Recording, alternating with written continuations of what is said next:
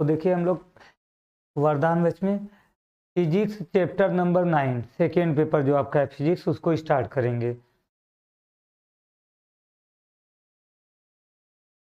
Good evening. और इस आपको इस बैच में जितने इस चैप्टर के इम्पॉर्टेंट क्वेश्चन जितने हैं न्यूमेरिकल इससे संबंधित आपको पूरा जो थियरी है और जो भी न्यूमेरिकल है ऑब्जेक्टिव सब सॉल्व किए जाएंगे।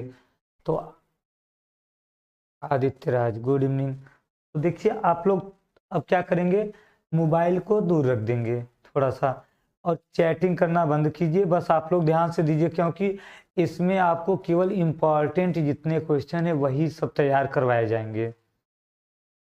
जय माँ सरस्वती के जी। चलिए तो देखिए हम लोग चैप्टर नंबर 9 जब स्टार्ट करेंगे तो चैप्टर नंबर 9 में आप लोग कॉपी सबके पास है ना, कॉपी आप लोग रख लीजिए।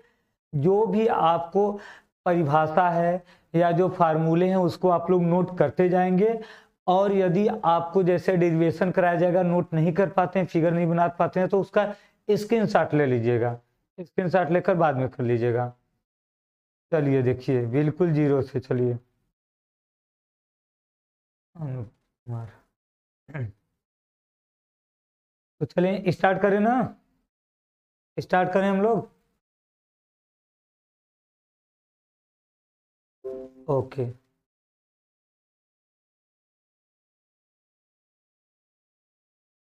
तो देखिए इसमें जो हमारा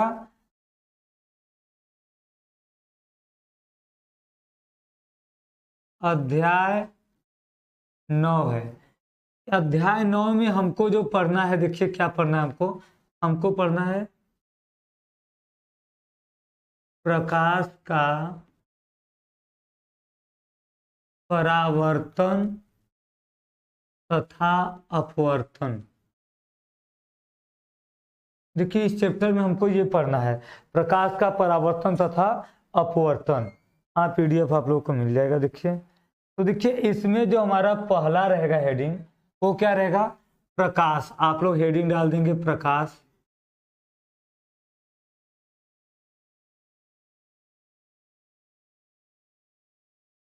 तो देखिए प्रकाश क्या है हमारा, प्रकाश एक प्रकार की ऊर्जा है जो हमें वस्तुओं को देखने में सहायता करती है, या तो हम कह सकते हैं कि हमारे दृष्टि ज्ञान को जागृत करती है। प्रकाश हमारे दृष्टि ज्ञान को जगाएगी। दृष्टि ज्ञान मतलब जो देखने की हमारी क्षमता होती है उसको प्रकाश क्या करती है, जागृत करती, उठाती है। जब हमारे दृष्टि ज्ञान को जागृत करती है तब क्या होता है, हमें वस्तु दिखाई देता है। तो देखिए हम इसमें क्या करेंगे, प्रकाश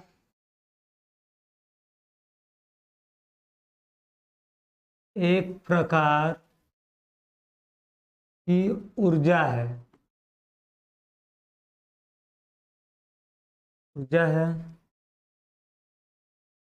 जो हमें वस्तुओं को देखने में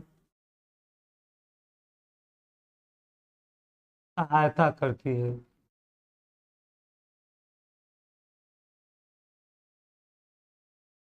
देखिए ये हमारा क्या हो गया, प्रकाश। प्रकाश एक प्रकार की ऊर्जा है जो हमें दो वस्तुओं को देखने में क्या करती है, सहायता करती है।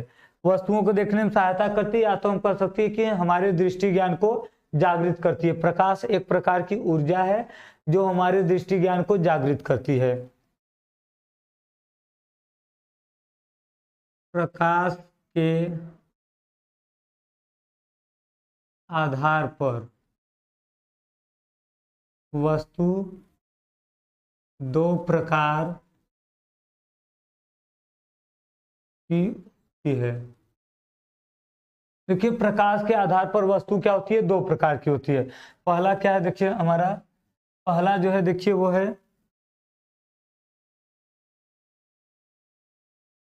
दीप्त और दूसरा क्या है,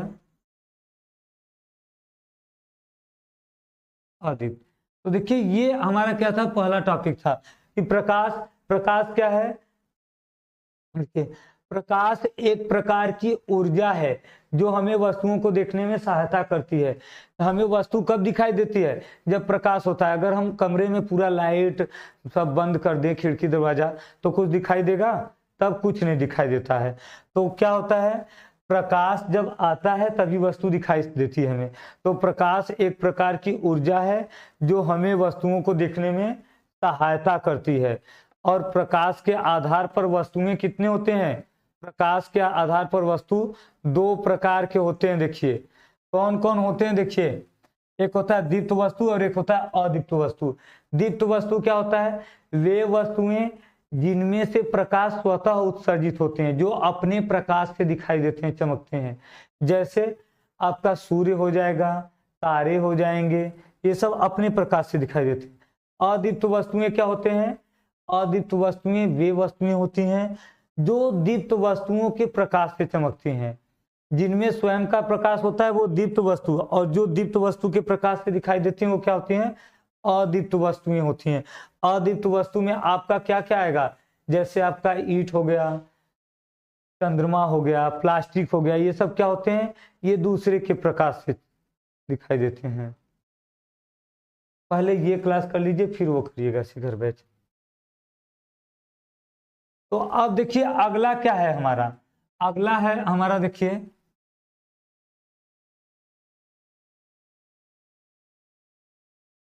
प्रकाश के गुण।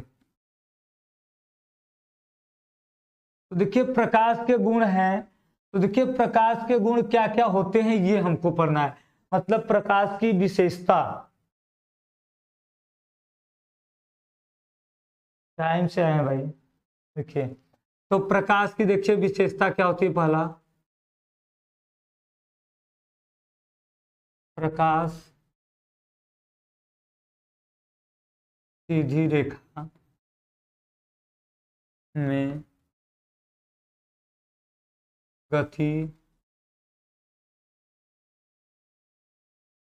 करता है। पहला क्या है? प्रकाश सीधी रेखा में गति करता है। दूसरा क्या है?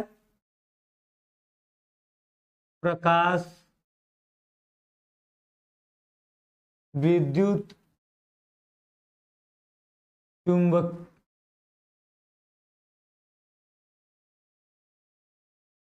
चुंबकीय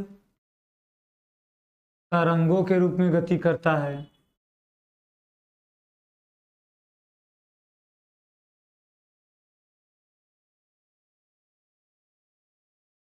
ये हो गया। देखिए अब देखिए तीसरा क्या है हमारा? प्रकाश निर्वात में भी गति करता है। अगला क्या आ जाएगा? निर्वात में प्रकाश की चाल 3×10⁸ मीटर प्रति सेकेंड होती है।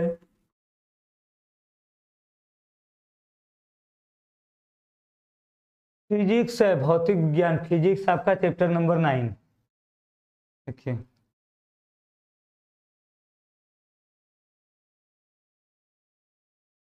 प्रकाश अपवर्तन व परावर्तन के नियम का पालन करता है। और हम क्या देख लेंगे?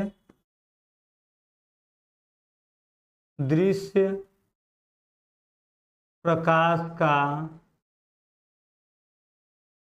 तरंगदैर्घ्य 4000 से 8000 एंगस्ट्रॉम होता है। तो देखिए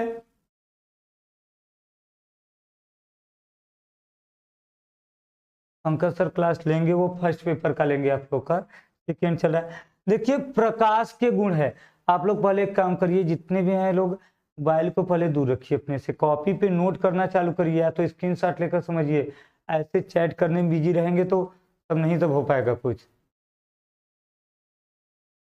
हाँ तो ये चैप्टर नंबर 9 से सेकेंड पेपर हम पढ़ा रहे हैं, फर्स्ट पेपर पंकज सर पढ़ाएंगे।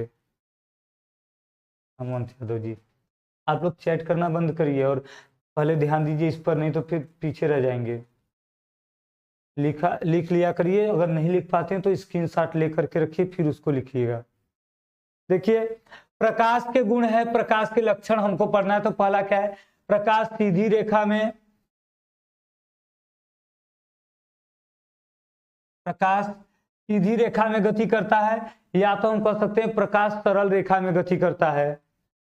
दूसरा क्या है, प्रकाश विद्युत चुंबकीय तरंगों के रूप में गति करता है। जैसे विद्युत में किसी तार में विद्युत धारा प्रवाहित करते हैं ना, तो वो तरंग के रूप में चलते हैं। तो जैसे वो गति करते हैं उसी प्रकार ये भी होता है, प्रकाश भी गति करते हैं।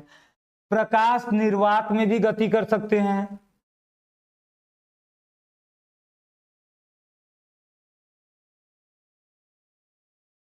अब देखिए निर्वात क्या है, प्रकाश निर्वात में भी गति कर सकते हैं।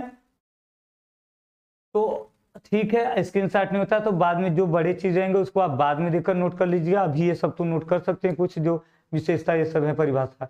तो देखिए निर्वात क्या होता है, निर्वात होता है पूरा खाली स्थान, जहां से हम पूरी गैस यहाँ तक कि ऑक्सीजन को भी बाहर निकाल दे, जिस जगह से हटा दे, वो क्या कहलाता है, हमारा निर्वात कहलाता है। तो प्रकाश क्या होता है, निर्वात में भी गति कर सकता है। अगला है, निर्वात में प्रकाश की चाल 3×10⁸ मीटर प्रति सेकेंड होती है।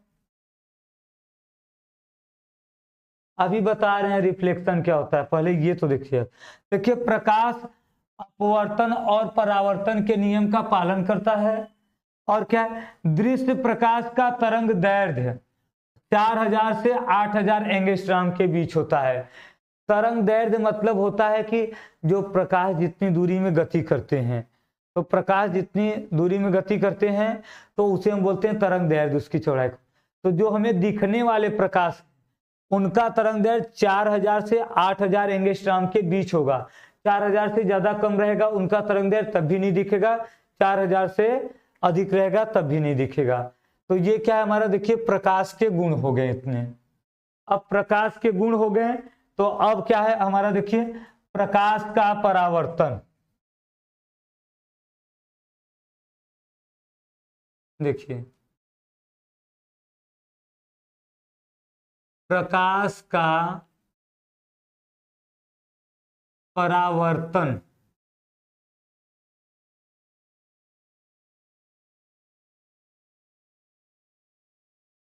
देखिए प्रकाश का परावर्तन क्या होता है। देखिए जब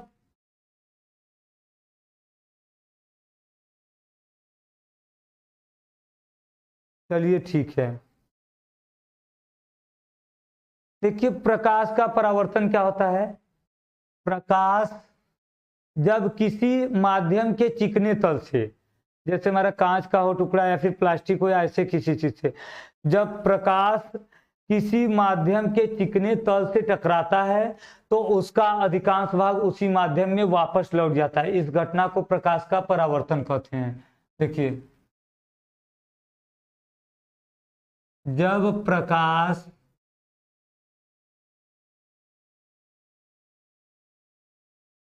किसी माध्यम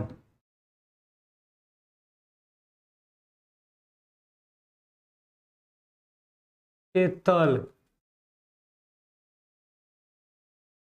से टकराता है तो इसका अधिकांश भाग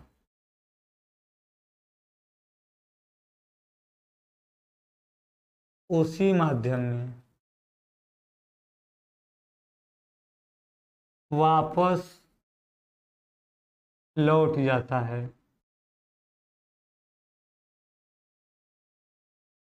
इस घटना को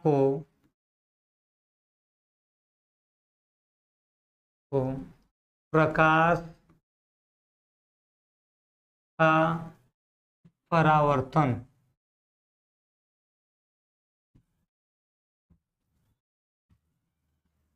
परावर्तन कहते हैं।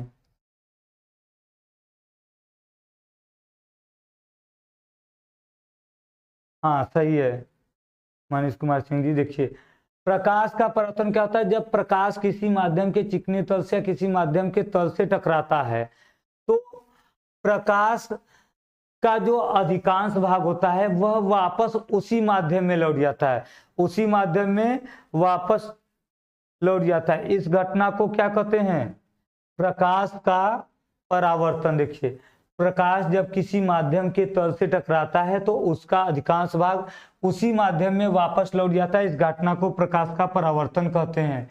जैसे देखिए ये क्या है हमारा, ये क्या है, एक तल है मान लीजिए यन। अब इस पे देखिए एक प्रकाश किरण क्या हो रही है, आपतित हो रही है और ये प्रकाश किरण आएगी फिर टकराकर इसी माध्यम में वापस चली जाएगी।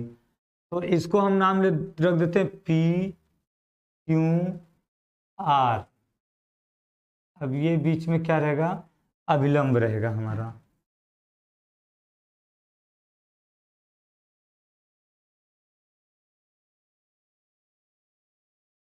ये कोण आई रहेगा और ये कोण क्या होगा, आर रहेगा हमारा। तो देखिए हाँ चैप्टर 9 से चल रहा है क्योंकि इसके बाद जो फर्स्ट पेपर है वो पंकज सर जी पढ़ाएंगे। चैप्टर 9 आप लोग देख लें। तो देख लीजिए इसमें क्या है, यमयन क्या है, परावर्तक तल है, और पीक्यू क्या है, आपतित किरण है, और ये क्यू आर क्या है, ये हमारा परावर्तित किरण।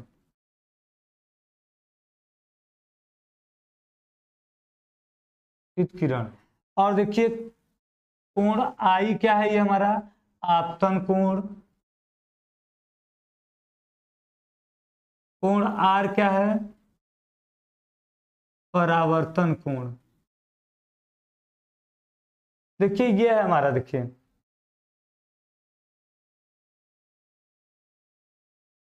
लगा देंगे स्टार भारती कुशवाहा जी, पहले ये तो ध्यान दीजिए। देखिए ये क्या है हमारा, हमने पढ़ा कि जब प्रकाश किसी माध्यम के तल से टकराता है तो प्रकाश का अधिकांश भाग, इसका अधिकांश भाग उसी माध्यम में वापस लौट जाता है। इस घटना को क्या कहते हैं,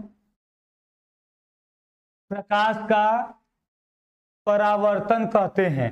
देखिए इस घटना को क्या कहते हैं, प्रकाश का परावर्तन कहते हैं। देखिए हमने देखा यमयन क्या है, एक परावर्तक तल है, चिकना तल है जिस पर पी क्यू एक आपतित किरण क्या होती है, बिंदु क्यू पर आपतित होती है और परावर्तित होकर क्यू आर दिशा में वापस चली जाती है। ये क्या अब हमारा है, परावर्तित किरण है।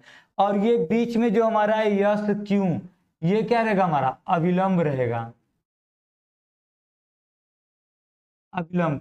तो देखिए अविलंब के साथ जो आपतित किरण कोण बनाती है उसको हम क्या कहते हैं, आपतन कोण, और जो परावर्तित किरण कोण बनाती है वो क्या होता है हमारा, परावर्तन कोण होता है।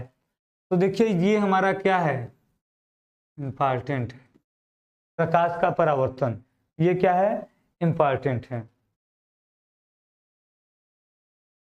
सुचित कुमार जी अब इससे ज्यादा क्या लेंगे आप विस्तार, परावर्तन में बस एक ही, जब प्रकाश किरण किसी माध्यम के तल से टकराता है तो उसका अधिकांश भाग वापस उसी माध्यम में चला जाता है। इस घटना को प्रकाश का परावर्तन कहते हैं।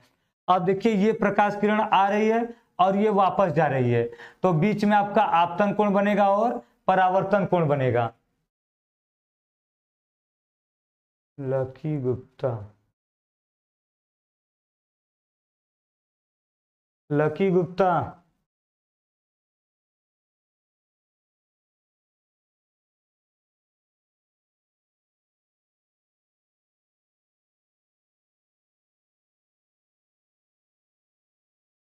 हंड्रेड है या 70 है या 2000?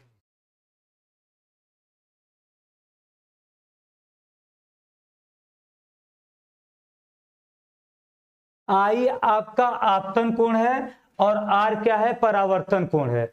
आई आपका आपतन कोण है, आर क्या है, परावर्तन कोण है। देखिए तो देखिए ये हमारा क्या हो गया, प्रकाश का परावर्तन। प्रकाश के परावर्तन में केवल क्या है, जब प्रकाश किरण किसी एक माध्यम से चलकर उसके चिकने तल से, या प्रकाश किरण किसी माध्यम के चिकने तल से टकराता है तो इसका अधिकांश भाग उसी माध्यम में वापस लौट जाता है। इस घटना को हम क्या कहते हैं, प्रकाश का परावर्तन कहते हैं। अब देखिए प्रकाश का परावर्तन कहते हैं। तो अब जब ये देखिए ये हमारा क्या है, एक परावर्तक पृष्ठ है और ये PQ क्या है, आपतित किरण है। ये बिंदु Q पर टकराकर QR दिशा में क्या होती है, वापस चली जाती है। बीच में क्या आपका रहेगा, आपतन कोण रहेगा और परावर्तन कोण रहेगा। सर मेरा कमेंट क्यों नहीं देखते, कमेंट के पीछे आप लोग मत परेशान रहिए, पहले ध्यान से समझिए, 2 बार 3 बार हम खुद समझा रहे हैं। यस देखिए, यस और क्यों जो है आपका ये क्या है, अभिलंब है। इस जो हमारा तल है इस पे डाला गया लंब है। आप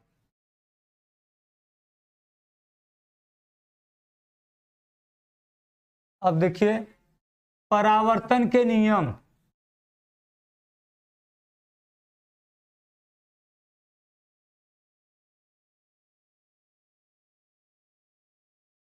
देखिए परावर्तन के नियम है। तो देखिए हाँ, आई परावर्तन कोण है।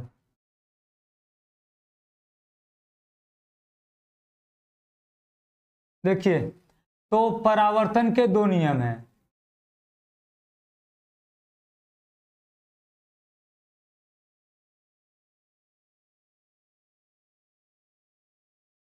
परावर्तन के 2 नियम हैं। देखिए इसमें पहला क्या है आपका, पहला ये है परावर्तन का जो नियम है कि आपतित किरण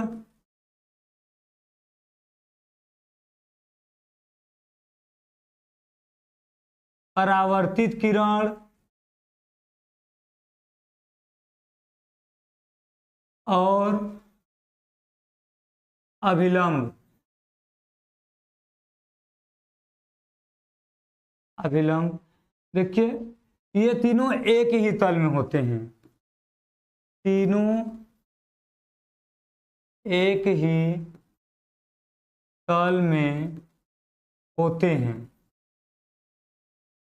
देखिए पहला ये है हमारा,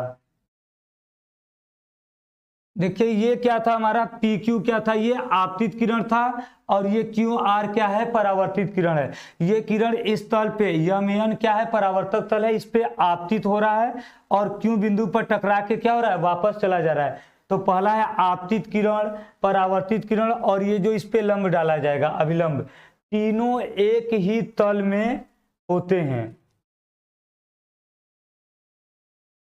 तीनों एक ही तल में होते हैं। हाँ आप लोग नोट करते रहिए, नहीं तो बाद में देखकर अपना बना लीजिएगा। अब देखिए दूसरा क्या है हमारा, आपतन कोण सदैव परावर्तन कोण के बराबर होता है, बराबर होता है। तो देखिए आपतन कोण सदैव क्या होता है, परावर्तन कोण के बराबर होता है, मतलब कोण आई बराबर कोण क्या होगा, आर होगा। ये हमारा दूसरा नियम है। देखिए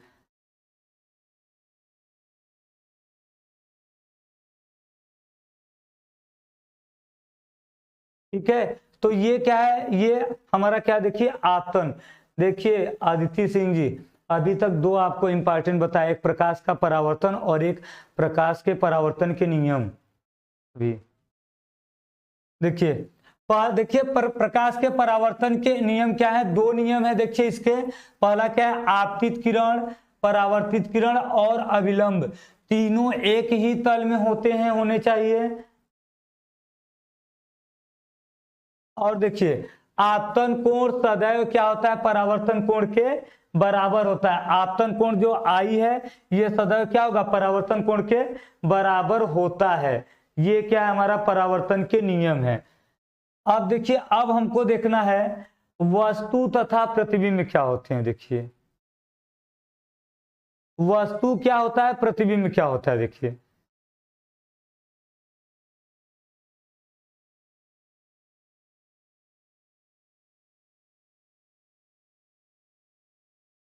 देखिए 10th का ये जो आपका 9th चैप्टर है, ये 10th का ही होता है।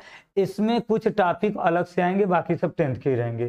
देखिए वस्तु क्या होता है, प्रतिबिंब क्या होता है।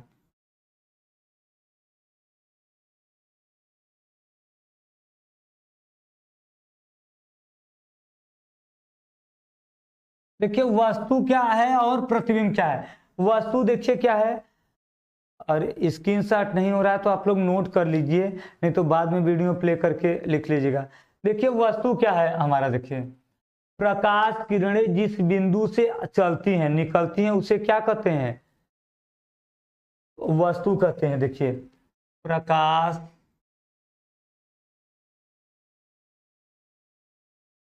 किरणें जिस बिंदु से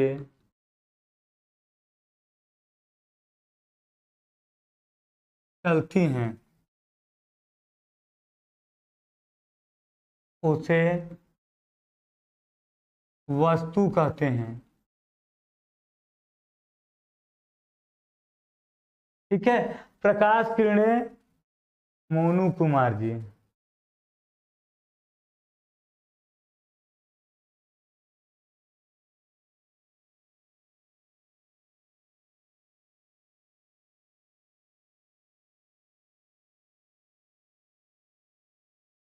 अच्छा चलिए देखिए, प्रकाश किरणें जिस बिंदु से चलती हैं निकलती हैं उसे क्या कहते हैं, वस्तु। और हम लिखेंगे परावर्तन के पश्चात, परावर्तन के पश्चात प्रकाश किरणें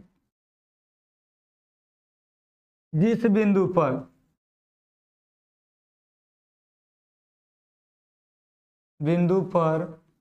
मिलती हैं उसे प्रतिबिंब कहते हैं। बिंब कहते हैं। देखिए प्रकाश किरणें, आशीष यादव जी, देखिए अभी तक तो बस आपको वस्तु और प्रतिबिंब देखना है। देखिए वस्तु क्या है, प्रकाश किरणें जिस बिंदु से चलती हैं। प्रकाश किरण जब किसी दर्पण पर या किसी वस्तु पर आती हैं तो कहीं ना कहीं से प्रकाश किरणें क्या होंगी, निकलती होंगी। तो प्रकाश किरणें जिस बिंदु से निकलती हैं चलती हैं उस बिंदु को हम क्या कहते हैं, वस्तु कहते हैं। और जब किसी चिकने तल पे पड़ेंगी तो परावर्तित भी होंगी, और जब चिकने तल से परावर्तन होने के बाद प्रकाश किरणें जिस बिंदु पर मिलती हैं उसे क्या कहते हैं, प्रतिबिंब कहते हैं। और देखिए प्रतिबिंब जो आपका है, जब किरणें वास्तव में किसी बिंदु पर मिलती हैं तो उसे हम क्या कहते हैं, वास्तविक प्रतिबिंब। और जब मिलती हुई प्रतीत होती हैं तो क्या कहते हैं, आभासी प्रतिबिंब। हाँ दिख रहा है, आपको समझ नहीं आ रहा तो आप दोबारा तो बता रहे हैं, आप ध्यान देंगे तब ना। आप लोग पहले चैट बंद करके पूरा नोट करना और समझना चालू करिए। आप लोग चैट में फंसे हैं, जब चैट करते रहेंगे तो समझेंगे क्या और नोट क्या करेंगे।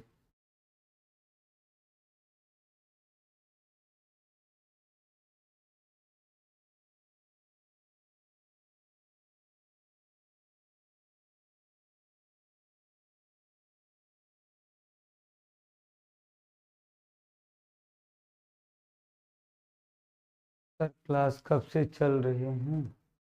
देखिए ये आपका क्या हो गया, वस्तु और प्रतिबिंब हो गया हमारा, वस्तु और प्रतिबिंब। अब देखिए हमको जो इसमें जानना है मुख्य रूप से, देखिए चैप्टर पूरा नहीं कटा है। प्रतिबिंब का सही परिभाषा नहीं दे रहे हैं। प्रतिबिंब का देखिए यही परिभाषा है कि परावर्तन के पश्चात प्रकाश किरणें जिस बिंदु पर मिलती हैं उसे क्या कहते हैं, प्रतिबिंब कहते हैं। और यदि प्रकाश किरणें वास्तव में किसी बिंदु पर मिलती हैं तो उसे वास्तविक प्रतिबिंब कहते हैं। और कभी कभी ऐसा होता है कि प्रकाश किरणें किसी बिंदु पर मिलती नहीं है, केवल मिलती हुई प्रतीत होती हैं, तो उसे क्या कहते हैं आपका, उसे बोलते हैं आभासी प्रतिबिंब। हाँ मिलेगा, देखिए आगे। अब देखिए आप लोग का है कि गोली दर्पण देखिए है,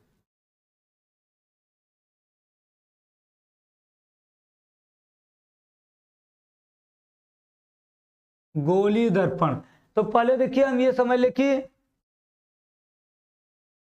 देखिए गोली दर्पण, पहले हम समझ ले कि गोला और वृत्त क्या होता है। गोली दर्पण से पहले देखिए गोली दर्पण हम समझने से पहले ये समझ लेंगे कि हमारा गोला क्या होता है और वृत्त क्या होता है। तो देखिए गोला किसे कहते हैं हम, गोला क्या होता है हमारा, गोला देखिए होता है कि जो तीनों तल में फैला हो। जैसे हम बॉल देखते हैं, फुटबॉल होता है, तो उसमें क्या होती है, लंबाई, चौड़ाई, ऊंचाई, तीनों।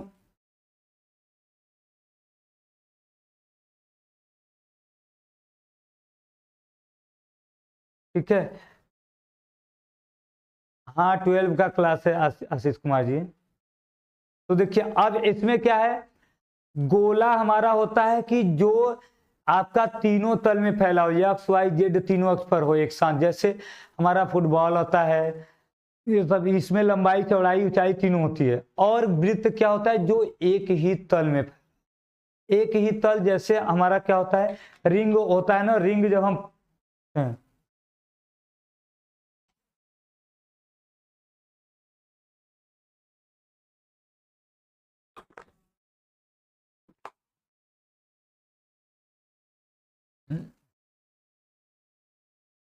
अरे गोली दर्पण अदिति सिंह जी कम हुआ है, लेकिन उसका यूज है, तो उसको बस सुन लीजिए, समझ लीजिए क्या है। देखिए गोली दर्पण क्या होता है, कांच के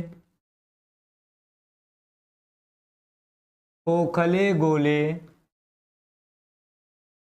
के कटे भाग को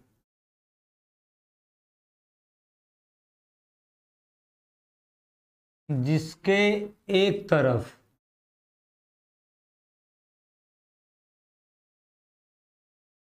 पालिश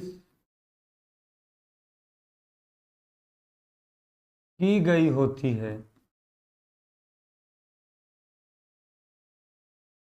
है गोली दर्पण कहलाता है।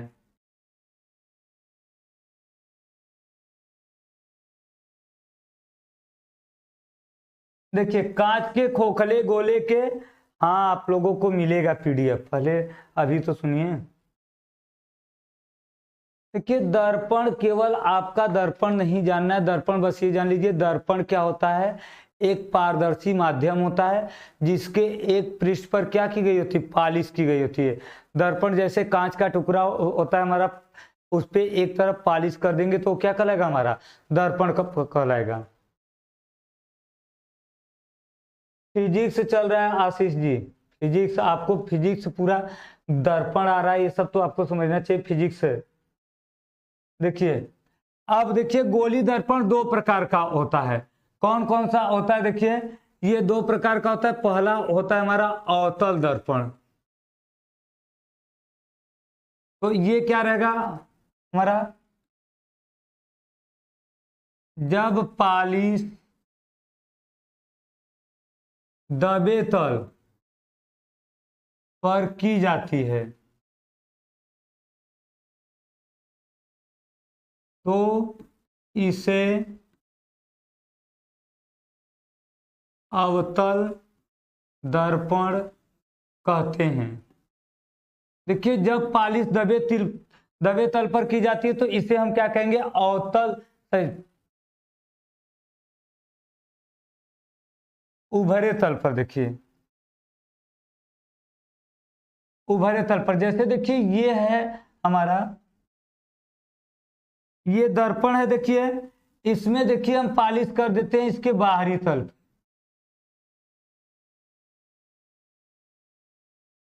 देखिए जो पालिश है हम इसके क्या कर रहे हैं, बाहरी तल पर। कांच के इकट्ठे भाग को कहते हैं, भाग को जिस पर, हाँ तो बोले ना वही कि पारदर्शी माध्यम होना चाहिए, कांच का हो, प्लास्टिक का हो, चाहे जिसका हो, उसके एक साइड पेंट लगा देंगे, पालिश, तो क्या कहेंगे, दर्पण। अब देखिए अवतल दर्पण क्या है हमारा, जब पालिश हम उभरे तल पे, इसका जो बाहरी भाग है उभरे तल पे देखिए पालिश किए हैं हम। पालिश कहाँ किए हैं, देखिए देखिए ये हमारा हो गया गोली, कांच का गोले का कटा भाग। अब इस पे देखिए हम पालिश कहाँ कर देंगे, इसके उभरे तल पर पालिश कर देंगे।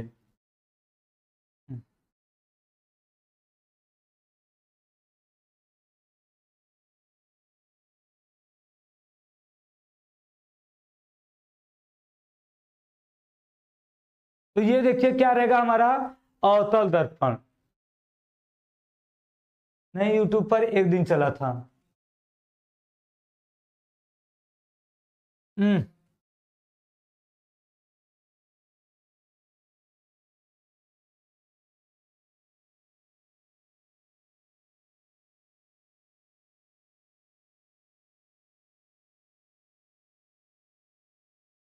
देखिए अवतल और उत्तल, देखिए क्या होता है हमारा उत्तल दर्पण क्या रहेगा।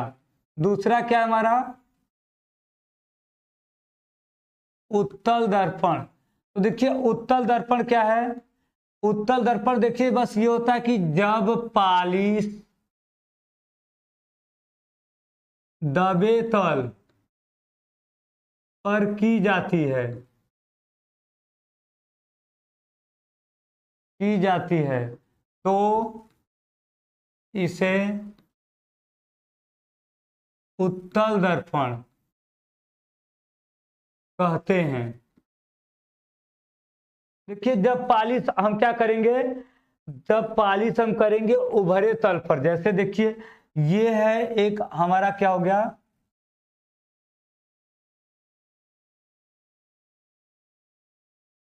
दर्पण हो गया। अब इस पर देखिए हमको पालिश करना है, तो देखिए परिभाषा क्या है उत्तल दर्पण का। जब दर्पण पर हम पालिश कहाँ करते हैं, दबे तल पर कर देते हैं। देखिए ये बाहर का उभरा तल है, अंदर भाग पे कर देंगे पालिश हम इसके, दबे तल पे पालिश कर देंगे, पेंट लगा देंगे, तब ये क्या कहलाएगा हमारा उत्तल दर्पण। विकास जी बोलिए। राकेश सरोजी रिफ्लेक्शन कट गया, इसका यूज है आपका। देखिए तो जब पालिश कहाँ करते हैं, दबे तल पर करते हैं, तो इसे क्या कहते हैं उत्तल दर्पण। और जब पालिश हम इसके पहले पढ़े जब उभरे तल पे करते हैं तो उसे क्या कहते हैं अवतल दर्पण। अब देखिए ये आपका जो टॉपिक है इंपॉर्टेंट है। ये देखिए क्या है टॉपिक हमारा, गोलीय दर्पण से संबंधित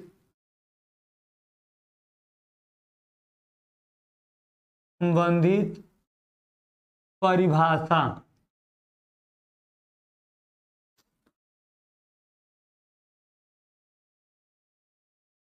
परिभाषा देखिए ये आपका जरूरी है। गोली दर्पण से संबंधित परिभाषा क्या क्या होते हैं। जय मां सरस्वती, तुषार गुप्ता जी, पंकज सर सही हैं। आप लोगों को पहले ही बोल दिए, देखिए इसमें जो आपका क्रैश कोर्स चलता है इसमें अगर आप लोग चैट करने में बिजी रहेंगे तो फिर नहीं पढ़ पाएंगे। अवतल दर्पण एक बार फिर से बताइए सर, ठीक है अवतल दर्पण बता देते हैं। देखिए जब जरूरत हो तभी चैट करिए, आप लोग चैट पे ज़्यादा ध्यान देंगे तो क्लास का टाइम ओवर हो जाए। आपका 60 क्लास में पूरा का खत्म करना है, तो आप लोग लिखने पर ध्यान दीजिए। हाँ देखिए ये आपका इंपॉर्टेंट है। ये देखिए इसमें पहला क्या है हमारा दर्पण का ध्रुव। देखिए पहला क्या है दर्पण का ध्रुव है, तो देखिए इसमें हम क्या कहेंगे गोलीय दर्पण के परावर्तक तल को परावर्तक तल के मध्य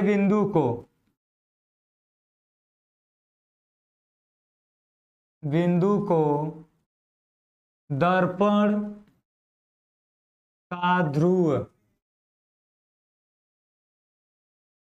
कहते हैं। इसे P से व्यक्त करते हैं। देखिए ये क्या है हमारा, देखिए स्टार जो आ रहा है इंपॉर्टेंट। देखिए दूसरा आप लोग को इंपॉर्टेंट बताएं इस चैप्टर में कि ये सब इंपॉर्टेंट है, आप लोग देखते चलिए, इसका नोट्स बनाते चलिए। अगर नोट्स नहीं बना पाते हैं तो बस समझिए 12 में बाद में आप इसको देखकर। हाँ आशीष कुमार गौड़ जी 12 का क्लास है आपका। इसमें शुरू के कुछ टॉपिक जो 10th में पढ़े थे फर्स्ट चैप्टर में वही आएंगे फिजिक्स में, इसके बाद फिर अलग से।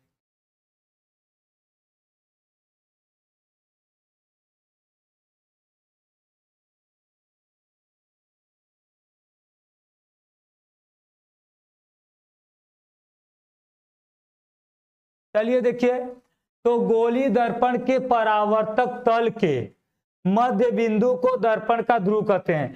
जैसे देखिए ये हमारा क्या है, गोली दर्पण है, ये क्या है हमारा गोली दर्पण है। देखिए पालिश कर दिया गया बाहर, तो ये क्या है अवतल दर्पण। देखिए अवतल दर्पण देखना था तो अवतल दर्पण ये है कि जब हम पालिश बाहरी तल पे करते हैं, उभरे तल पे, तो उसे क्या कहते हैं, उसे हम कहते हैं अवतल दर्पण। तो देखिए इसके मध्य बिंदु को, जो इसका मध्य का बिंदु रहेगा बीच का, इसी बिंदु को हम ध्रुव कहते हैं, पी से व्यक्त करते हैं। गोलीय दर्पण के परावर्तक तल के मध्य बिंदु को दर्पण का ध्रुव कहते हैं, इसे पी से व्यक्त करते हैं। जो परावर्तक तल रहेगा जिस पर से प्रकाश क्या होगा, जिस पर से प्रकाश आकर परावर्तित होता है, इसके मध्य बिंदु को हम क्या कहते हैं, दर्पण का ध्रुव कहते हैं, इसे पी से व्यक्त करते हैं। हाँ इस क्लास की टाइमिंग यही रहेगी। अब देखिए दूसरा क्या है हमारा, देखिए दूसरा है हमारा वक्रता केंद्र। देखिए वक्रता केंद्र देखिए क्या होता है हमारा, वक्रता केंद्र देखिए ये रहता है हमारा कि गोलीय दर्पण जिस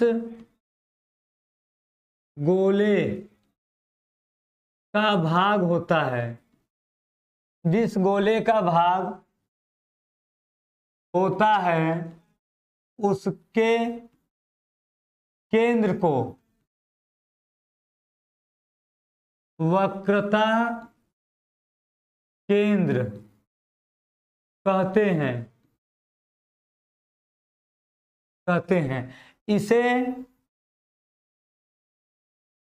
टी से व्यक्त करते हैं।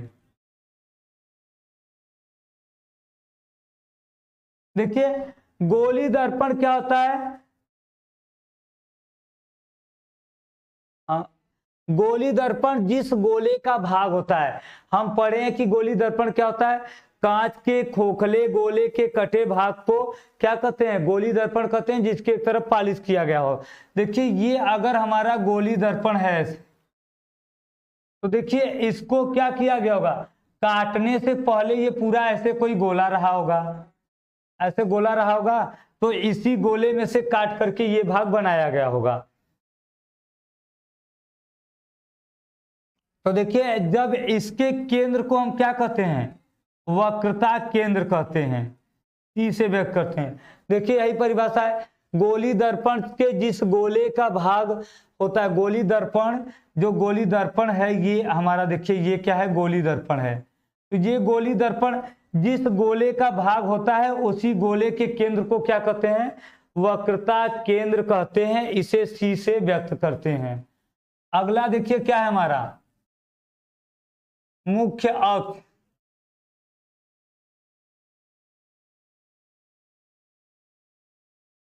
देखिए ये टोटल 6 पॉइंट है आपके, 6 खत्म होके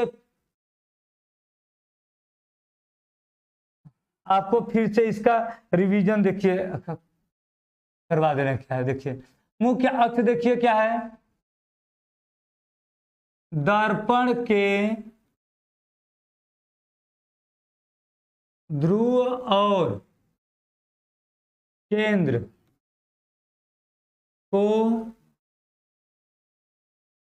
मिलाने वाली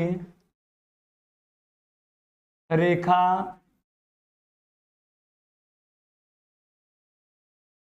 मुख्य अक्ष कहलाती है। देखिए जैसे अभी हम पढ़े, ये क्या है हमारा दर्पण है, दर्पण का जो देखिए मध्य बिंदु है इसको हम क्या कहते हैं, ध्रुव कहते हैं, और ये दर्पण जिस गोले का भाग होता है उसके केंद्र को हम क्या कहते हैं, वक्रता केंद्र सी कहते हैं। हम यही पढ़े अभी कि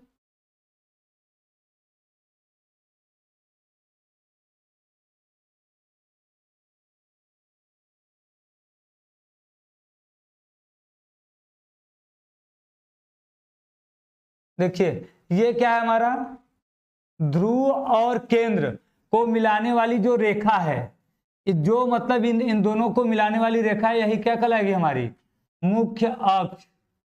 देखिए अभी तक हमने 3 परिभाषा इसमें पढ़ा है। 3 परिभाषा वो देखिए क्या क्या है। देखिए पहला जो हम पढ़े हैं, पहला पढ़े हैं दर्पण का ध्रुव पढ़े हैं। देखिए दर्पण का ध्रुव क्या होता है, गोली दर्पण के मध्य बिंदु को, जो बीच का भाग रहता है, बीच का बिंदु जो रहता है वो क्या कहलाता है, ध्रुव कहलाता है। इसे पी से व्यक्त करते हैं। अब देखिए दूसरा क्या है, गोली दर्पण जिस गोले का भाग होता है उसके केंद्र को वक्रता केंद्र कहते हैं। और केंद्र और ध्रुव को मिलाने वाली रेखा क्या कहलाती है, मुख्य अक्ष कहलाती है। ये हमारा क्या हो गया, मुख्य अक्ष। अब अगला क्या है, देखिए हमारा अगला है हमारा तो वक्रता त्रिज्या। देखिए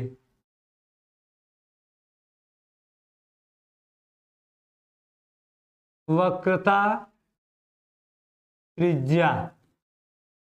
देखिए वक्रता त्रिज्या क्या होता है कि ध्रुव और केंद्र सी को क्या कहते हैं, वक्रता केंद्र कहते हैं सी को। देखिए ये क्या है हमारा, ध्रुव और केंद्र के बीच की दूरी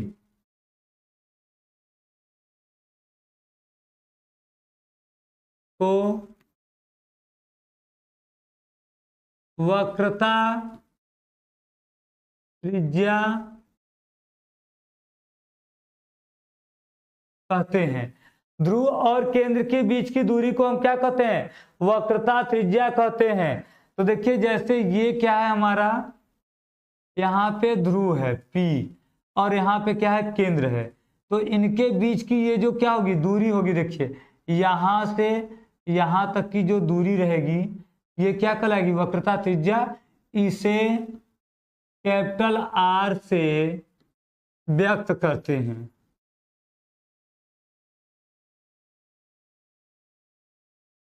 देखिए ध्रुव और केंद्र के बीच की जो दूरी है, इस ये जो हमारा मुख्य अक्ष गया है तो इसमें ध्रुव P और केंद्र C के बीच की दूरी को हम क्या कहते हैं, वक्रता त्रिज्या कहते हैं। इसे कैपिटल R से व्यक्त करते हैं।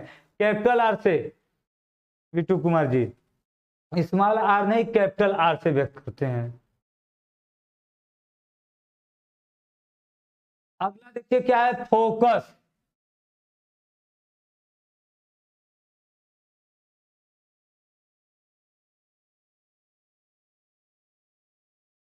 फोकस या इसी को हम बोलते हैं मुख्य फोकस भी कहते हैं। हाँ वक्रता त्रिज्या को R से व्यक्त करते हैं। तो देखिए फोकस क्या है हमारा,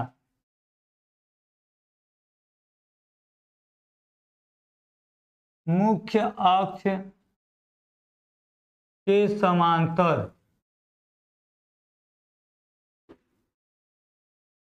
चलने वाली किरणें परावर्तन के पश्चात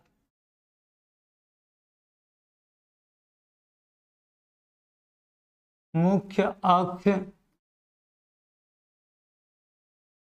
को जिस बिंदु पर काटती हैं या काटती हुई प्रतीत होती हैं,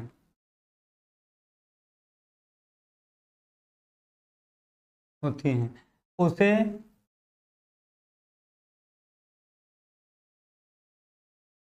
फोकस कहते हैं। इसे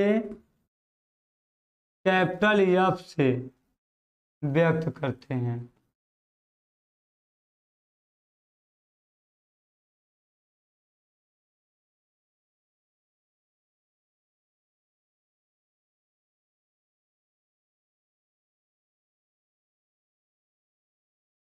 देखिए क्या है, देखिए हमारा फोकस मुख्य अक्ष के, फोकस क्या है? मुख्य अक्ष के समांतर चलने वाली किरणें।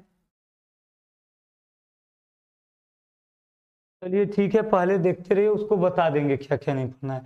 मुख्य अक्ष के समांतर चलने वाली किरणें परावर्तन के पश्चात मुख्य अक्ष को जिस बिंदु पर काटती हैं, मिलती हैं या मिलती हुई प्रतीत होती हैं, उसे क्या कहते हैं? हम उसे फोकस कहते हैं। इसे यफ से व्यक्त करते हैं।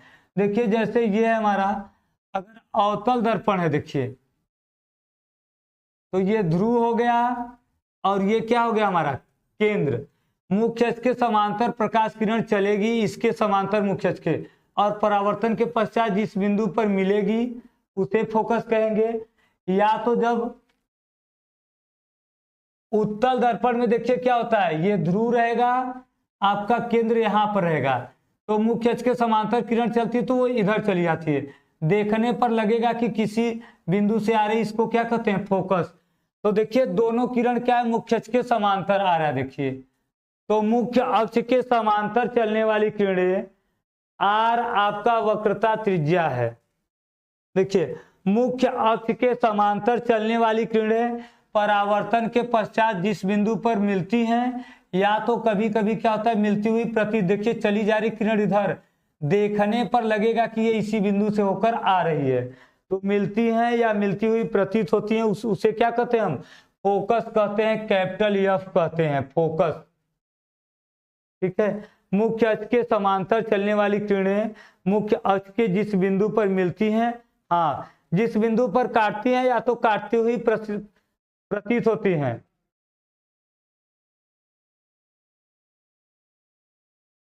तब बता रहे हैं पूर्ण आंतरिक परावर्तन। अभी अपवर्तन पढ़ेंगे तो उसमें पढ़ेंगे ना क्रांतिक कोण तथा पूर्ण आंतरिक परावर्तन। पहले आप टॉपिक से चलेंगे एक सीरियल बाई, तब समझ में आएगा। आगे बढ़ जाएंगे तो कैसे समझ में आएगा? और आप लोग नोट तो नोट कर रहे हैं कि नहीं आप लोग सब? हाँ, प्रिंसिपल सेक्शन मुख्य अक्ष कहते हैं, सही है। अब देखिए लास्ट क्या है हमारा, देखिए अगला है हमारा फोकस दूरी।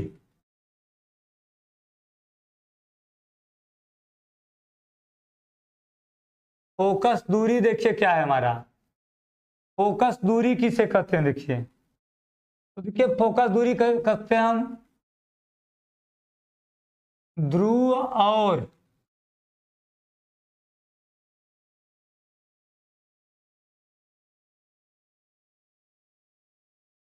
फोकस के बीच की दूरी को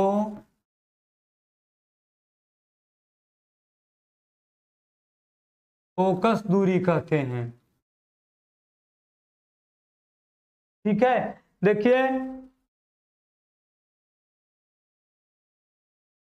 पंकज सर लेंगे, पंकज सर फर्स्ट का लेंगे। सर नोट कर रहे हैं, ऑब्जेक्टिव की तैयारी नहीं होगी है, हो जाएगी तैयारी, सब आपकी हो जाएगी। देखिए ध्रुव और फोकस के बीच की दूरी को हम क्या कहते हैं? फोकस दूरी कहते हैं। इसे स्मॉल एफ से व्यक्त करते हैं। ठीक है, इसे हम स्मॉल एफ से व्यक्त करते हैं। देखिए कैसे होगा, जैसे देखिए ये क्या है हमारा, एक दर्पण है, ये क्या है? ध्रुव है, यहाँ पे केंद्र है, यहाँ पर क्या है? फोकस। तो फोकस और ध्रुव के बीच की दूरी को स्मॉल एफ कहते हैं, फोकस दूरी। देखिए ध्रुव से लेकर पी, ध्रुव से लेकर फोकस एफ तक के बीच की दूरी को हम क्या कहते हैं? फोकस दूरी कहते हैं। 5 बजे तक आपका क्लास चलेगा। देखिए फोकस दूरी कहते हैं, इसे हम स्मॉल एफ से व्यक्त करते हैं। और एक देखिए इसी में आपका आता है फोकस तल आता है। देखिए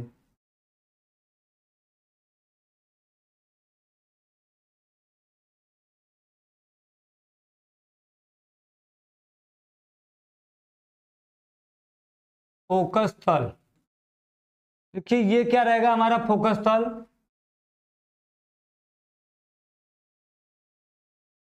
फोकस से जाने वाले मुख्य अक्ष के लंबवत तल को फोकस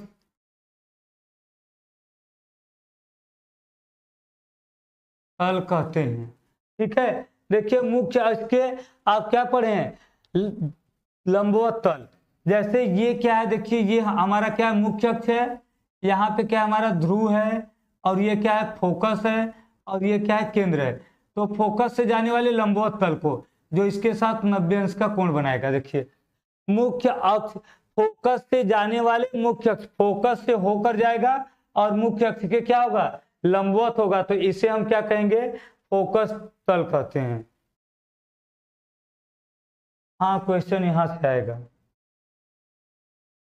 अब देखिए, अब हम लोग क्या करेंगे, इसको देख लेते हैं, दोहरा लेते हैं पूरा यहां से। देखिए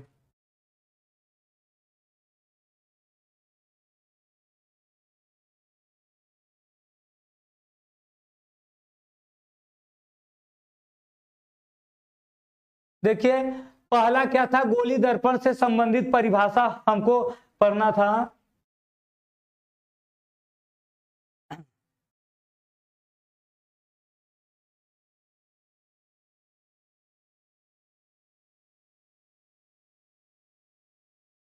तो देखिए गोली दर्पण के परावर्तन, पहला है ध्रुव।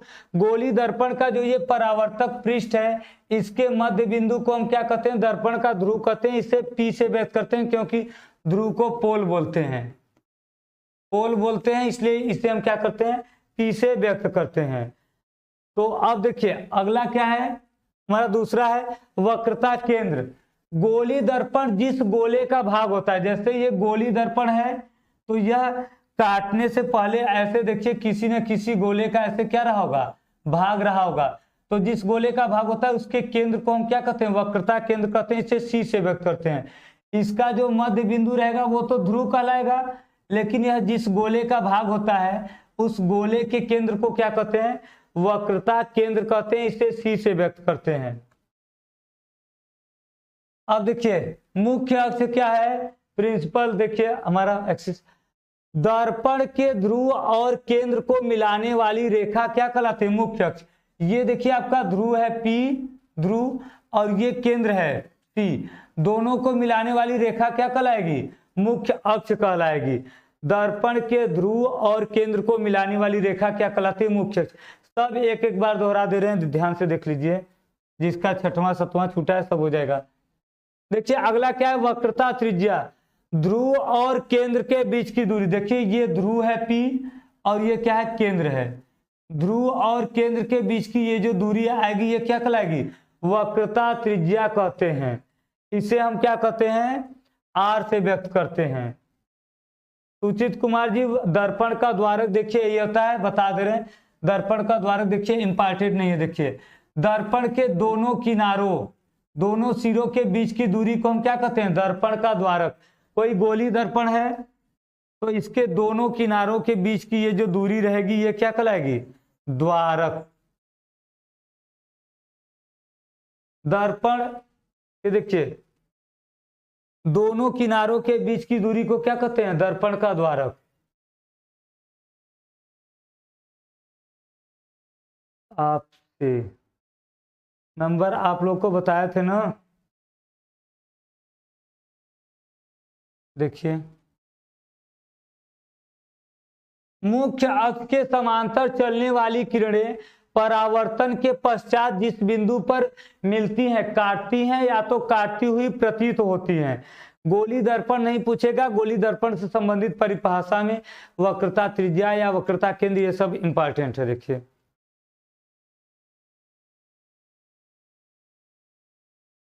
देखिए गोली दर्पण के मुख्य अक्ष के समांतर चलने वाली प्रकाश किरणें परावर्तन के पश्चात मुख्य अक्ष को जिस बिंदु पर काटती हैं या तो काटती हुई प्रतीत होती हैं, उसे हम क्या कहते हैं, उसे हम कहते हैं फोकस।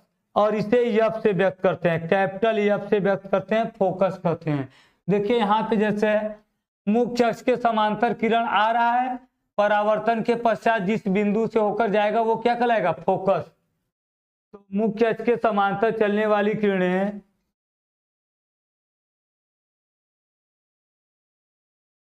वो भी बता रहे हैं, अभी एक एक करके देखिए, एक साथ सब कैसे देखेंगे। अगला देखिए, फोकस दूरी देखिए क्या है, ध्रुव और फोकस के बीच की दूरी को देखिए, ये क्या है हमारा ध्रुव है, P है, और ये क्या है हमारा फोकस है। यहां से यहां तक के बीच की जो दूरी रहेगी वही क्या कहलाएगी? हमारी फोकस दूरी, स्मॉल f। ध्रुव और फोकस के बीच की दूरी को फोकस दूरी कहते हैं, इसे स्मॉल f से व्यक्त करते हैं। अगला देखिए, फोकस तल। फोकस से जाने वाले मुख्य अक्ष के लंबवत तल को फोकस तल कहते हैं। फोकस से जाने वाले देखिए, ये फोकस है, फोकस से ऐसा तल जाए जो मुख्य अक्ष के साथ 90 अंश का कोण बनाए, उसके लंबवत हो, ये क्या कहलाता है? फोकस तल कहते हैं। अब देखिए इसमें आपका जो इंपॉर्टेंट है, मोस्ट इंपॉर्टेंट देखिए, दर्पण की फोकस दूरी और वक्रता त्रिज्या में संबंध। दर्पण की फोकस दूरी तथा वक्रता त्रिज्या में संबंध। तो देखिए दर्पण की फोकस दूरी तथा वक्रता त्रिज्या में देखिए संबंध क्या है? देखिए हमारा संबंध आपका यही है कि F बराबर R/2 होता है। दर्पण की फोकस दूरी वक्रता त्रिज्या की आधी होती है। तो इसको प्रूफ तब करवा दें, फोकस दूरी तथा वक्रता त्रिज्या के संबंध को। देखिए इसके लिए हम क्या करेंगे, एक ये हमारा गोली दर्पण है, ये ध्रुव P है, और ये क्या हमारा फोकस F है, और ये केंद्र C है। अब देखिए इसमें एक प्रकाश किरण A आती है और बिंदु M से टकराकर फोकस से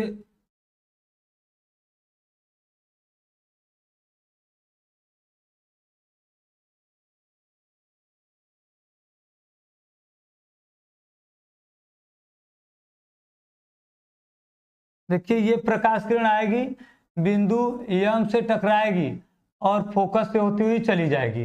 अब हम इसको यहां से ऐसे मिला देंगे, इस कोण को 1 मान लेंगे, इसको 2 मान लेंगे और इसको 3 मान लेंगे। देखिए ये हम क्या कहें, बस ये आपका, हाँ ये आपका इंपॉर्टेंट है, इंपॉर्टेंट है ये आपका। देखिए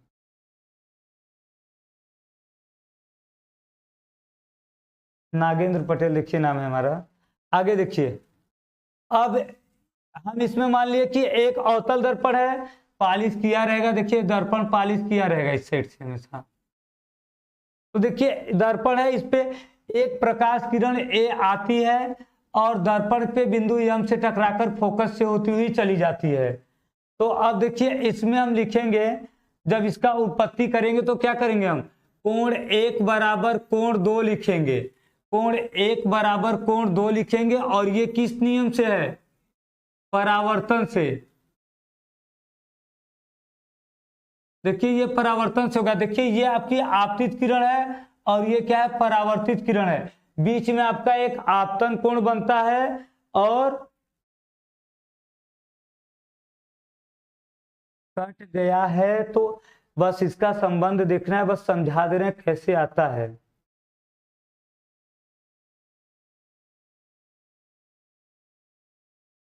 देखिए ये आपका आ गया। और देखिए हम लिख सकते हैं कोण 1 बराबर कोण 3। ये कहां से आएगा हमारा, देखिए ये दोनों किरणें क्या है, समांतर किरणें हैं। तो ये आपका एकांतर कोण होगा। ये क्या हो जाएगा हमारा, एकांतर कोण से। देखिए जब दो समांतर किरणें होती है, एक तिर्यक रेखा काटता है, तो ये कोण इसके एकांतर होता है और ये वाला कोण इस वाले के एकांतर होता है। और एकांतर कोण क्या होता है, देखिए बराबर होते हैं। देखिए पहले हम मान लिए कि कोण 1 बराबर कोण 2 है परावर्तन के नियम से। ये आपतित किरण है, ये परावर्तित किरण है। अब ये बीच में आपका आपतन कोण रहेगा और परावर्तन कोण रहेगा। अब देखिए इसके बाद कोण 1 बराबर कोण 3 है, ये एकांतर कोण से है। जब किसी समांतर रेखा तिर्यक रेखा काटती है तो ये वाला कोण इसके एकांतर होता है। तो देखिए एक कोण और एक कोण 3, क्या आपके आ जाएंगे ये एकांतर कोण। अब हम देखिए लिखेंगे समीकरण 1 व 2 से। देखिए दोनों में कोण 1 बराबर है, तो 2 3 भी क्या आ जाएंगे बराबर। कोण 2 बराबर कोण 3 आ जाएगा। कोण 2 बराबर कोण 3। अब हम देखेंगे लिखेंगे त्रिभुज CFM में आप लोग देखिए जानते हैं जब किसी त्रिभुज में दो कोण बराबर होते हैं तो इनके सामने की भुजा भी क्या होती है, बराबर होती है। जब किसी त्रिभुज में कोण बराबर होते हैं तो कोण के सामने की भुजा बराबर होती है। तो देखिए इस त्रिभुज में 2 और 3 बराबर है, कोण 2 के सामने की भुजा क्या है, CF है, CF। और कोण 3 के सामने की भुजा क्या है, देखिए FM है, FM। हम लिख देंगे बराबर कोण के सामने की भुजा।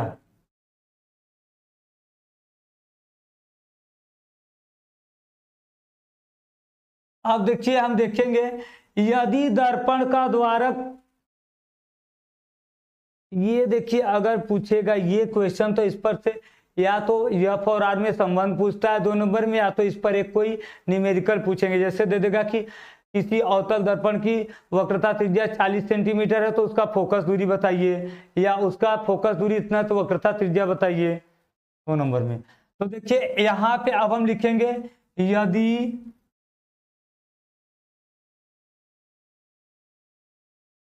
दर्पण का द्वारक छोटा हो जाए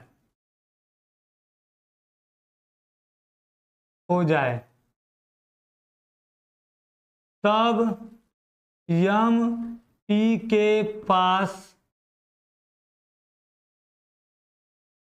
चला जाएगा।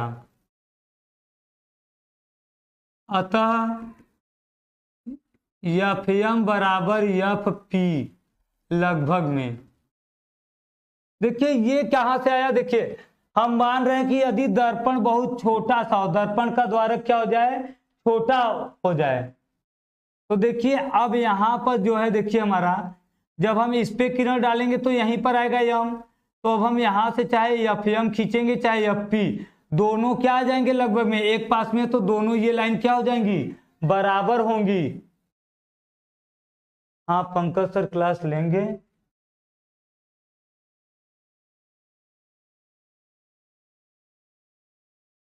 तो आप देखिए जब ये दोनों बराबर आ जाएंगे तो हम FM की जगह क्या रख देंगे, FP। तो क्या आ जाएगा हमारा, ये आ जाएगा देखिए हमारा CF बराबर FP।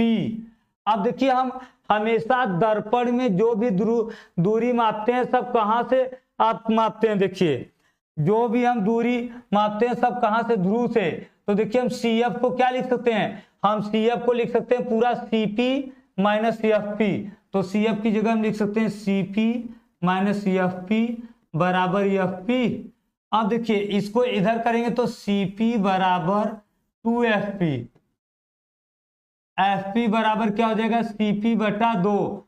देखिए ये क्या है हमारा, ध्रुव और फोकस के बीच की दूरी को फोकस दूरी कहते हैं और ध्रुव और केंद्र के बीच की दूरी को वक्रता त्रिज्या R कहते हैं। तो ये आ गया हमारा दर्पण की फोकस दूरी वक्रता त्रिज्या की आधी होती है। तो इसको एक बार फिर से समझ लीजिए, बस टाइम ओवर। देखिए हमने देखा कि एक प्रकाश किरण यम पर आपतित होती है और फोकस से होकर चली जाती है। कोण 1 बराबर कोण 2 बराबर आएगा, ये परावर्तन के नियम से आएगा। द्वारक देखिए यहां से यहां तक के बीच की जो दूरी है यही द्वारक है। दोनों किनारों के, दर्पण के दोनों किनारों के बीच की दूरी को हम क्या कहते हैं? द्वारक कहते हैं। तो देखिए कोण 1 बराबर कोण 2 आ जाएगा परावर्तन से, और कोण 1 बराबर कोण 3 आ जाएगा। ये किससे आएगा? एकांतर कोण से आएगा। आप समीकरण 1 और 2 दोनों से देखेंगे तो 1 बराबर 1 है, कैंसिल हो जाएगा, कोण 2 बराबर कोण 3 आ जाएगा। अब देखिए त्रिभुज CFM में कोण 3 और कोण 2 बराबर है, तो इनके सामने की भुजा भी क्या होगी? बराबर होगी। जब इनके सामने की भुजा बराबर होगी तो CF बराबर CM, और यदि दर्पण का द्वारक छोटा हो जाए तब बिंदु यम क्या होगा? P के पास। देखिए जब दर्पण एकदम छोटा सा रहेगा इतना हमारा, तो यहीं पर हमारा यम भी रहेगा और यहीं पे P भी रहेगा। फिर हम क्या करेंगे? F से चाहे FP खींचे चाहे FM, दोनों क्या जाएंगे? हमारे बराबर आ जाएंगे। तो जब देखिए दोनों बराबर आ जाएंगे तो हम FM की जगह क्या रख देंगे? FP रख देंगे, और CF को हम लिख देंगे पूरा CP माइनस FP। अब दोनों FP को एक साइड करेंगे तो जुड़ जाएगा, आ जाएगा 2FP। अब FP बराबर CP बटा 2। FP देखिए ध्रुव और फोकस के बीच की दूरी को फोकस दूरी कहते हैं, ध्रुव और केंद्र के बीच की दूरी को वक्रता त्रिज्या R कहते हैं। तो ये हमारा देखिए बस हमको याद रखना इसमें फार्मूला की, केवल हमको इसके फार्मूले से मतलब है। देखिए दर्पण की फोकस दूरी वक्रता त्रिज्या की आधी होती है। सर नहीं सर हैं, कहाँ है सर? क्लास कर दें कर देना। ठीक है, तो देखिए इसमें केवल हमको यही करना था, बस याद करना। देखिए हमने आज क्या क्या देखा, देखिए बस इसमें हमको क्या करना है। देखिए चिन्ह देखना बता दीजिए सर, चिन्ह देखना आपको बताया जाएगा। देखिए एक एक टॉपिक पहले क्लियर देखिए, इसके बाद आपका आएगा प्रतिबिंब का बनना, फिर चिन्ह परिपाटी का नियम आएगा। तो देखिए हमने क्या क्या देखा इसमें? प्रकाश देखा, प्रकाश के आधार पर वस्तु देखा, प्रकाश का परावर्तन, प्रकाश के गुण और प्रकाश के परावर्तन के नियम देखे, गोली दर्पण देखे,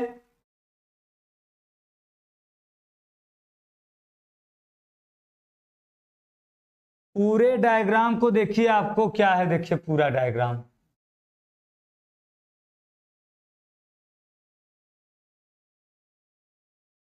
देखिए, ये एक क्या है हमारा? दर्पण है, ये ध्रुव है, ये फोकस है और ये केंद्र है। एक प्रकाश किरण समांतर आएगी और फोकस से चली जाएगी।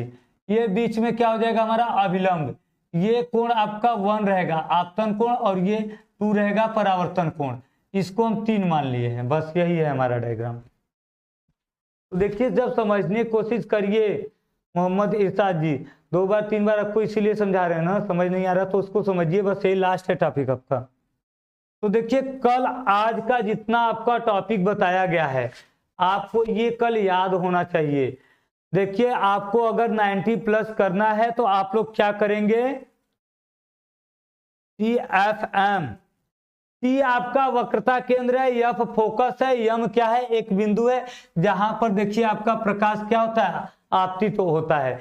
CFM आपका त्रिभुज है, त्रिभुज CFM आपका त्रिभुज है। देखिए प्रिंसिपल सेक्शन आपका होता है कि ध्रुव और केंद्र को मिलाने वाली रेखा क्या कहलाती है? प्रिंसिपल सेक्शन कहलाती है। ध्रुव और केंद्र को मिलाने वाली रेखा।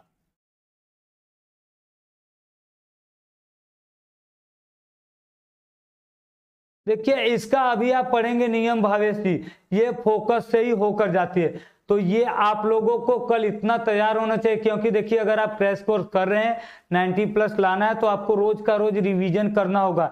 जितना आप पढ़े उसको रिवाइज करने में आपको केवल 20 मिनट का टाइम लगेगा। 20 मिनट का टाइम अगर आप दे देंगे, रिवाइज कर लेंगे तो आपके लिए बेटर होगा। नहीं तो अगर आप जब पूरा चैप्टर पढ़ लेंगे 2-3 चैप्टर, तो आपके पास 2-2 पेज करते हुए रोज का 10 पेज आ जाएगा, फिर आपको 10 पेज तैयार करना होगा। तो इसलिए आप लोग क्या करेंगे? रोज का रोज तैयार करते जाएंगे। हाँ आपको 90 प्लस का यही तो बता रहे हैं, पहले सुनिए पहला काम क्या है। पहले साहिल खान जी 90 प्लस के लिए आपको जितना रोज का रोज क्लास में चाहे फिजिक्स हो चाहे मैथ हो जो भी पढ़ाया जाता है 20 मिनट का टाइम देकर उसको आपको क्या कर देना है, बस रिवाइज कर लेना है। तबीयत ठीक है पंकज सर जी की। चलिए देखिए, तो हम लोग कल पहले इसको हम क्या करेंगे, पहले आप लोगों से पूछेंगे 10 मिनट, और ये टॉपिक पूछने के बाद फिर आगे बढ़ेंगे हम लोग, ठीक है। कल हम लोग पहले इसको क्या करेंगे, पहले पूछेंगे उसके बाद फिर टॉपिक आगे बढ़ाएंगे। तो आप लोग आज का टॉपिक क्या करेंगे, क्लियर कर लेंगे, पूरा रिवाइज कर लेंगे। देखिए रिवाइज करेंगे तभी। और आप लोग ये कमेंट जो है बार बार करना छोड़िए, पहले आप पढ़ने पर ध्यान दीजिए। पढ़ने पर देखिए ध्यान देंगे तभी आपको आएगा। पढ़ने पर जितना अधिक ध्यान देंगे, नोट करते रहिए, लिखते रहिए। फार्मूला जो डेरिवेशन आपके यहाँ से नहीं कट गया उसका केवल फार्मूला बस लिख लीजिए। तो अब कल के क्लास में मिलते हैं आप लोगों से। इतना रिवाइज आप लोग करके रखेंगे, कल हम पूछेंगे, पहले इसको पूछने के बाद ही तब आगे बढ़ा जाएगा। चलिए ठीक है।